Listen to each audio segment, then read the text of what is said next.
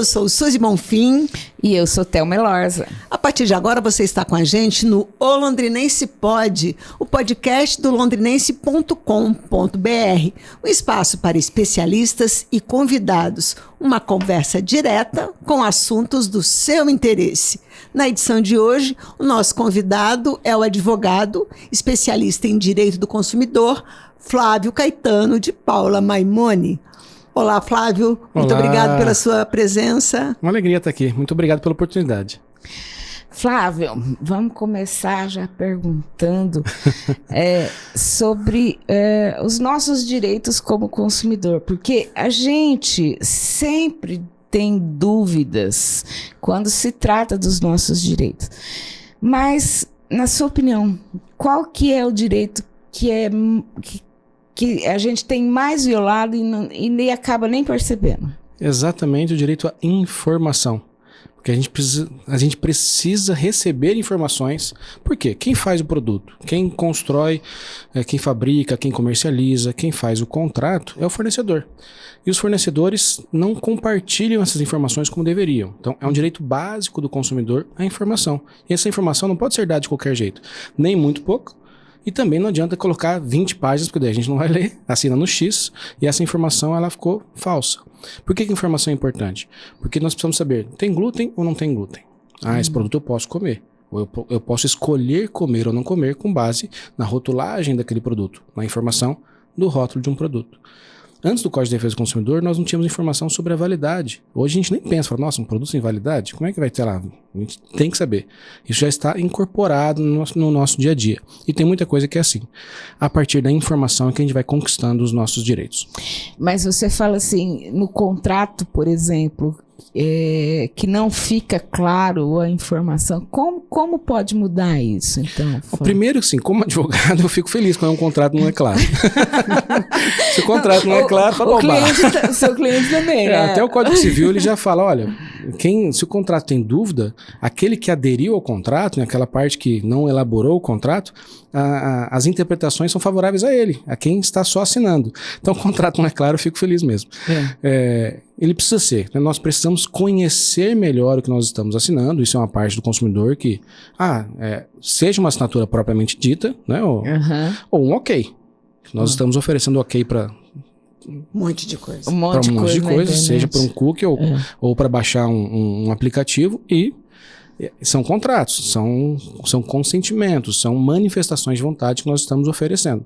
E elas têm informações por trás daquilo. Nós precisamos buscar essa informação. E elas precisam estar claras quando a gente busca. Falando em informação, eu preciso dar uma informação muito importante aqui. Dr. Flávio Maimone, ele é colunista do O Londrinense na coluna Direito do Consumidor. Ela esqueceu de falar isso. É o mais importante do meu currículo. É o mais importante do seu currículo, com certeza. E numa das suas brincadeira. E numa das suas colunas recentes, o senhor falou, além da informação, outros 2 itens que são prioritários nessa relação de consumo. Quais são? Um é o direito de modificação de contrato, né? Por quê? Porque às vezes a gente assina um contrato, e esse contrato, quando nós vamos executar o contrato, ele se mostra desproporcional. Seja porque ele de fato nasceu já desequilibrado, e aí nós precisamos ajustá-lo, seja por uma situação nova. Eu tinha uma situação que eu conseguia ter um adimplemento, conseguia pagar por aquelas parcelas que eu combinei, mas aconteceu um desemprego, aconteceu algo comigo ou com o mercado de uma forma geral, ou seja, tanto pode ser uma situação subjetiva, né, ou uma situação do mundo, o dólar disparou e era atrelado ao dólar, hoje não pode mais, mas tudo isso a gente precisa observar. E um outro direito básico novo, a partir da lei dos pré-julgamento, é o direito de repactuação, que na verdade é um direito de preservação do mínimo existencial. Então, eu estou devendo muito no mercado, por exemplo, o Flávio está devendo muito. O que ele faz? Ele precisa manter, ele precisa comprar vestuário, ele precisa ter higiene, cuidar da saúde. Se alimentar, pagar aluguel. E não é pouco, né? Ter moradia. Então, esses custos, eles compõem o nosso mínimo existencial. Então, o mínimo que eu preciso para viver não pode ser atingido. O que isso quer dizer? Que eu vou lá chamar todo mundo que eu devo, numa ação de desprendimento, todo mundo vou colocar, devo para a Thelma, devo para a Suzy. e mais um tanto de gente. Então, todo mundo na mesma audiência fala, olha, para viver eu ganho X, eu ganho aqui R$5.000, e eu para viver preciso de 3. Então, sobram 2.000. 2.000, mas eu devo para a Suzy 20.000, devo para Thelma mais 15, devo para não sei quem. Como que a gente pode fazer? E aí é feito um plano de pagamento, então, sem alcançar ou sem atingir o mínimo existencial. Então, esse mínimo, que é o mínimo para eu existir, para eu sobreviver com dignidade, ele tem que ser mantido. E isso é novo, isso é desde julho de 2021, então há 2 anos, pouco mais de 2 anos é que nós estamos com esse novo direito. Sobre essa coisa de contratos que não ficam claros, fiquei com uma dúvida. Você disse que clica lá. Por exemplo, surgiu uma nova rede social ligada ao Instagram, os Threads, lá, sei lá como fala aquilo lá. E eu vi notícias que o Threads, tipo assim, se apropria dos seus dados, mesmo que você exclua a conta, esse tipo de coisa. O direito do consumidor também tá para essas redes sociais ou é outra coisa? Ele precisa de ajuda, né? O Código de Defesa do Consumidor sozinho não... Mas tem tanto o Marco Civil da Internet, mas tem também a Lei Geral de Proteção de Dados, a LGPD. Então se somam na proteção do consumidor para regular. Mas qualquer fornecedor então pode abraçar e avançar sobre os nossos dados, sobre as nossas informações? Não. Aquilo que eu quero tornar público e para quem eu quero tornar público, eu torno. Mas aquilo que eu quero na minha intimidade, na minha vida privada, eu posso escolher. Né? Eu quero que a Thelma saiba de algo que a Suzy não, ao contrário. E por quanto tempo também. Então, porque falaram que eles pegam os dados, inclusive, dos outros aplicativos que você tem no celular, tudo. Até porque é um grande grupo, né? Aí a gente vai compartilhando dados. A gente vai dando ok, e lá está escrito isso. Eu aceito que vocês fiquem com meus dados por que vocês quiserem. Só que esses consentimentos assim, genéricos, eles são nulos. Né? Legal, bom saber. Voltando um pouquinho à questão do endividamento, que tem que estar dentro do seu padrão. Por exemplo, a gente tem aí os planos de saúde, que sobem a cada ano do seu contrato. Sim. Ninguém pergunta se você vai conseguir pagar. Eles simplesmente aplicam o ajuste, o reajuste. Se você não pagar, você tem que sair. Esse é um tipo de contrato que é o chamado contrato de trato sucessivo. Então, todo mês ele renova a contratação desse contrato. Nós contratamos lá atrás e vamos mantendo. Vai ficando mais caro, nós vamos mantendo. Quanto mais velho, inclusive. E aí, na hora que a gente vai mais precisando usar, acaba ficando quase que impossível de pagar. Essa é uma realidade. Mas os reajustes por faixa etária, até antes de nós chegarmos a ficar idoso, né? Até 60 anos pode, a partir de 60 anos não pode ter reajuste em razão da idade. Mas os reajustes anuais, eles são permitidos pela ANS. A Agência Nacional de Saúde Suplementar, ela recebe os pedidos de reajuste dos planos, verifica o cálculo atuarial de cada um, vê se o que recomposição de inflação, mas às vezes não é só isso, porque a ANS vai lá e edita novos procedimentos que devem ser cobertos no rol da ANS. Então passa a incorporar novos procedimentos. Esses novos procedimentos têm custo, então esse custo vai sendo incorporado. Os planos reclamam que, mas são novos custos, mas eles repassam tudo para o consumidor. Quem tem que reclamar somos nós, né? Mas é assim. Aliás, mesmo. O reajuste anual não tem diferenciação de idade, só para complementar. Não. Todo mundo está sujeito a ele. E mesmo quem tem 80 anos está sujeito a ele. E aí, se você não pode pagar, você vai ter que sair. Né? Aí, infelizmente, ou procura a concorrência, né? Porque hoje a gente tem portabilidade da carência. Aí eu quero mudar de plano e vi que tem plano. Aí eu vou fazer um exame de compatibilidade do plano. Eles cobrem as mesmas coisas. Aí eu não preciso me submeter às novas carências tudo de novo. As carências que eu já tive, eu aproveito, né? Entendi. Aliás, falando sobre planos de saúde, as reclamações mais frequentes nos PROCONs hoje são dos planos de saúde e telefonia. O que acontece com os planos de saúde que eles desrespeitam tanto o consumidor? Eu vou te contar uma experiência própria quando eu estava no PROCON. Eu saí do PROCON em 2009, então já faz um tempinho. Nós fizemos um levantamento de quantos consumidores que saíam do PROCON sem acordo iam até o judiciário. Então, eles tentavam no PROCON, quando eles não conseguiam o que queriam, alguns iam para o judiciário. 6%. 6%. A cada 100 pessoas, 6 iam. E os outros 94? Desistiam. Então, o consumidor ainda tem uma postura, fala, tem muita ação no Brasil, tem muita violação de direito no Brasil. Ação tem pouco, perto do que tem muito, tem, números absolutos. Perto das Mas infrações. perto das infrações, das violações, dos desrespeitos a que nós estamos submetidos, aí tem pouco. Então, Mas compensa. os planos Eles de colocam saúde no- desrespeitam como, assim?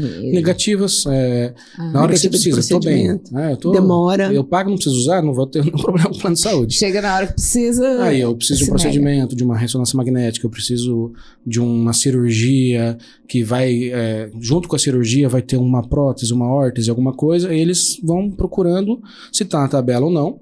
Uhum. E aí uma crítica, né? Porque plano de saúde não é venda não é um estoque. Mas, infelizmente, alguns planos olham como se fosse um estoque. Vai lá numa tabelinha, na tabela está escrito que devo cobrir segundo a ANS, eu cubro. Se não está na tabelinha, eu não cubro. Então, a vida e a saúde são muito mais importantes do que olhar uma tabela e uma análise de estoque. Mas também tem as razões deles. Uhum. E aí a gente fica submetido a isso. E apostam nisso, na pouca procura do consumidor. E mesmo quando o consumidor procura, não é sempre que ele ganha. O judiciário é feito de pessoas, então as pessoas podem decidir para A ou para B, e às vezes eles inclusive ganham, né? Como ganharam recentemente no STJ, no Superior Tribunal de Justiça, que o rol da ANS, que era sempre considerado como exemplificativo, né, que não vinculava, que os planos deveriam cobrir mais do que o mínimo que está lá no rol da ANS, os procedimentos, o que importava. Uhum. O seu médico pediu para você fazer isso, então o plano deve cobrir. E não está na tabelinha. Eles conseguiram reverter essa decisão, que era pacificada, todos os tribunais decidiam praticamente igual, e não, o STJ falou, opa, mudou tudo, falou, o rol é taxativo. Passou a ser considerado taxativo. Para nossa sorte, era ano eleitoral, correram para mudar isso, né? E aí veio uma lei para dizer, não, rol não é taxativo, não. Rol é exemplificativo.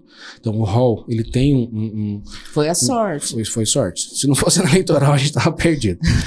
Ô Flávio, já são 32 anos do 32 anos. Código de Direitos do Consumidor. Estamos indo Houve para o avanços? 33º. Você acha que o consumidor mudou realmente a sua postura e utiliza desses direitos que estão ali nesse código e faz valer esses direitos? Ou ele ainda tem dificuldades de correr atrás? Suzy, a pergunta não é ou, é e. Acho que as duas coisas acontecem. O consumidor, em muita coisa, ele tem mais acesso, ele sabe onde reclamar, e hoje nós estamos diante de uma nova realidade que não é só uma ação judicial que a empresa se preocupa, não é só uma reclamação em órgão oficial. Tem as reclamações em órgãos privados, né, com sites de reclamação, O Reclame Aqui, por exemplo. que é né? ótimo. E aí, o que a gente faz? A gente vai lá e torna público uma reclamação que era na minha intimidade, que eu só tinha... a gente, entre aspas, tinha a encheção de saco, uma ligação, o consumidor ficava reclamando, virou coletivo. Uhum. Então, a reputação passou a ser algo importante para a empresa. Sempre foi, mas agora com a questão da internet, isso se multiplica, né? O poder do consumidor ficou maior. Então, nos informarmos sobre os nossos direitos e utilizarmos, porque não adianta a gente achar que, porque está escrito na lei, vão cumprir. Não vão. Sempre dá um jeitinho de fugir. O direito está lá escrito, mas as pessoas é que fazem valer esse direito. Né? A luta pelo direito é essa. Né? O fim do direito é a paz, o meio que se serve para atingi-lo é a luta. Né? Isso desde 1700 está escrito isso. Mas tem consumidor que tem uma certa dificuldade de fazer valer esse direito porque acha difícil, porque diz que não sabe o caminho, porque toma tempo, porque assim, vamos respeitar. Para reclamar e conseguir ser atendido, você tem que ter paciência e tem que ser insistente, não? Sim, e aí tem uma vantagem muito grande o fornecedor, porque não é ele, não é o dono da empresa, não é o gestor que vai ficar tendo reclamação, é alguém que ele contrata para isso, então ele não vai ter esse incômodo. Né? O consumidor vai ter o incômodo de procurar o canal, de buscar se é um saque, se um chat, se é atendido, se é transferido. E nem sempre esses caminhos são fáceis. Exatamente, ele vai até o Procon nem sempre resolve, muitas vezes não resolve, fala, vou pro judiciário, e aí nós temos uma cultura prejudicial à cidadania, que é o deixa para lá. E deixamos para lá. Quem não deixou para lá? Aquele que infringiu o nosso direito. E aí, tá feito. Flávio, você também escreveu um livro sobre a Lei Geral de Proteção de Dados. Mas o que o direito de consumidor tem a ver com a LGPD? Onde que elas se cruzam assim? Tudinho. Não é só, né? A LGPD ela envolve várias outras relações de trabalho, envolve a LGPD, em várias outras relação com o poder público, envolve. Mas as grandes relações das nossas informações são relações de consumo. Então, quando a gente vai... Suzy, quer participar de um sorteio? Como é que você faz para participar de um sorteio? Coloca o nome, CPF, dados pessoais, e-mail para você ficar recebendo publicidade daquilo. CPF virou uma coisa, né? CPF para você ganhar um desconto na farmácia. Nossos dados, eles passaram a ter valor. Por quê? Porque eles começam a entender, perfil de compra da Thelma, ela compra aqui na farmácia de X tempo, ela faz isso e aquilo. Ela usa essa marca de shampoo, essa marca de... Então você vai comprar um medicamento e eles imprimem para você, com o seu CPF, com as suas informações, listinha de descontos para você. Por quê? Porque sabe o seu perfil de consumo. Então, as informações sobre o nosso perfil de consumo são muito valiosas. Valem muito dinheiro, só que nós não sabemos disso. E aí sim nós temos uma vulnerabilidade, uma fragilidade em relação ao mercado muito grande. Porque quando a gente sai de casa, a gente tranca a porta. A gente não quer que ninguém entre na nossa casa.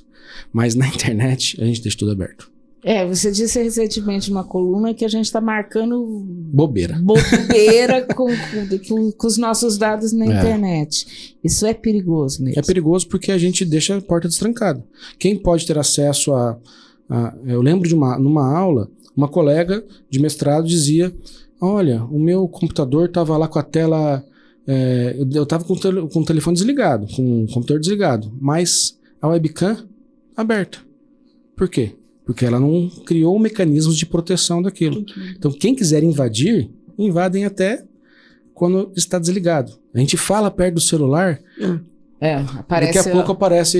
A gente vai conversar aqui sobre o tema, nos nossos celulares que estão aqui vão começar a aparecer publicidade disso.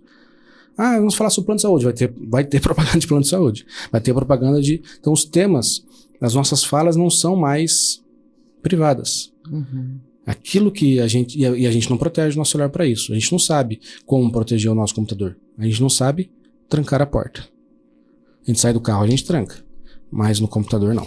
Mas então, a Lei Geral de Proteção de Dados só vai valer quando as pessoas tiverem essa consciência para utilizar? Com certeza. E como é que faz isso? Um fator que é muito importante é o sistema corporativo. Por quê? As grandes empresas, elas, para contratar com a Europa, por exemplo, o mercado europeu exige que você esteja atento a isso. Então, eles pedem uma forma de homologação de fornecedor. O que é isso? Você compra a LGPD? Quem que é o seu encarregado? Quais são os direitos titulares? Como você faz para proteger os dados dos consumidores? Como você faz para proteger os dados? E aí tem uma série de conformidades que as empresas precisam ter, que elas começam a se exigir. Então, eu só contrato com a sua empresa se você tem uma política de proteção de dados, segurança da informação das pessoas. Então, uma forma é essa. Então, as corporações, para continuarem sobrevivendo, se protegendo umas das outras, inclusive, elas exigem essa proteção dos dados. Mas para nós, meros consumidores, nós precisamos nos informar. E aí, a gente recebeu uma ligação de alguém que não foi legal. Uma publicidade que a gente não queria pelo WhatsApp. Tem uma coluna disso, eu acho que a gente falou também. Foi lá e recebeu no WhatsApp uma publicidade. Pergunta: mas como você tem acesso aos meus dados pessoais? Alguém transferiu? Quem te deu? Qual base legal você tem para você poder usar meu dado? Por quê? Os nossos dados estão aí, mas eles só podem ser utilizados para a finalidade que nós escolhemos. Uma coisa que eu queria perguntar é assim, outro dia eu fui me cadastrar num evento de uma entidade aqui, e tá lá no site de fazer o cadastro, tá lá assim, os meus dados pessoais, eu tinha que autorizar para fazer para ter ingresso, eu tinha que autorizar que eles distribuíssem meus dados para os parceiros. Eu achei isso um absurdo. É um absurdo e é um abuso. Por quê? É abuso. É um abuso. O nosso consentimento, para ser válido, ele tem que ser livre. Se ele é condicionado a algo, matou a nossa liberdade. Eu preciso ter acesso a esse produto. Então eu vou colocar o X porque eu preciso ter acesso e pronto. Era um evento que eu queria participar, precisava me Você cadastrar. está amarrado, né? Só que aí o que você faz? Naquele evento você teve que participar. Então colocou o nome, mas agora o que você faz? Quero revogar meu consentimento. A qualquer momento aí a ideia de conhecermos a lei. A qualquer momento nós podemos revogar o consentimento. Lembra aquele consentimento que eu dei? Está revogado. Elimine meus dados. Apague todos os dados que vocês têm meu. Mas, Flávio, assim... Chega. Não, vamos continuar aqui. Você, como foi diretor do PROCON, não acha que seria necessário, de bom senso, haver mais informação para o consumidor dentro do órgão público? Porque o país tem legislação para proteger a gente de muita coisa. A legislação existe e é boa, só que você não conhece. E não é sempre que você tem condição de acessar um advogado para fazer isso. Que pena. Tem que acessar um advogado para você. Não, agora eu quero falar com a pessoa que já foi diretor do PROCON. Sim, nós precisamos... mas tem um problema. Os próprios agentes públicos são agentes de tratamento. Então eles têm que fazer o dever de casa. Então eles precisam ter essa política de proteção de dados que eles próprios produzem. Quando nós reclamamos nos PROCONs, nossos dados ficam lá. Como eles estão protegendo nossos dados lá? Será que eles têm estrutura suficiente para isso? Então, primeiro, o poder público precisa cuidar, tanto que as licitações começaram a exigir. Você quer contratar comigo? Prova que você cuida dos dados pessoais das suas empresas. Aquela conversa que a gente estava tendo das corporações se defenderem. Então, o Estado também vai nessa forma exigindo, você só contrata comigo se você cumprir a LGPD. Prova para mim. Então, esse é um fato, né? As entidades públicas, os órgãos públicos, não estão ainda adequados, não fizeram a própria tarefa, porque não tem estrutura, né? Não é desculpa, mas é uma realidade. E, por não conhecimento, muitas vezes, você imagina... tem que saber plano de saúde, tem que saber contrato bancário, tem que saber relações com produto, consumo e tudo. A gente acorda, tem relação de consumo. Primeira coisa que a gente faz... Pegar o celular. Pegar o celular antes da gente ir ao banheiro, né? Agora a gente pega o celular para ir ao banheiro. Então a gente vai ter relação de consumo no celular o tempo inteiro, mesmo que a gente não esteja comprando nada. A gente vai usar água, esgoto, energia elétrica ou gás para tomar banho de manhã. Então as primeiras coisas que a gente faz são relações de consumo. Mas a gente dorme com a geladeira ligada. Então mesmo dormindo, se a gente toma um remédio, por exemplo, diabético, né? Ele vai lá e tem insulina na geladeira e tem um acidente de consumo, a energia acaba à noite, ele dormindo teve um prejuízo. Foi lesado por um problema que às vezes até dormindo teve essa situação, ele foi exposto. Então é muito tema. Um dos temas são os dados pessoais e esses são os temas que esse é o grande tema a ser enfrentado, né? Hoje, daqui para frente, o grande tema, são dois grandes temas, na minha opinião. O endividamento, que é absurdo, o endividamento da sociedade brasileira, e o segundo são os dados pessoais. Flávio, muito obrigada. Gostei muito dessa participação e a gente vai voltar a falar mais com você sobre esse assunto, porque é coisa que não acaba mais, né? Informação é com a gente mesmo. Acompanhe a coluna dele no Londrinense toda semana, às quartas-feiras, você sai bem informado. Para você que ficou com a gente até agora, muito obrigada pela sua audiência. Acesse o londrinense.com.br. Curta, compartilhe, acesse o nosso canal no YouTube e acione o sininho para receber as novidades. Muito obrigada e até a próxima.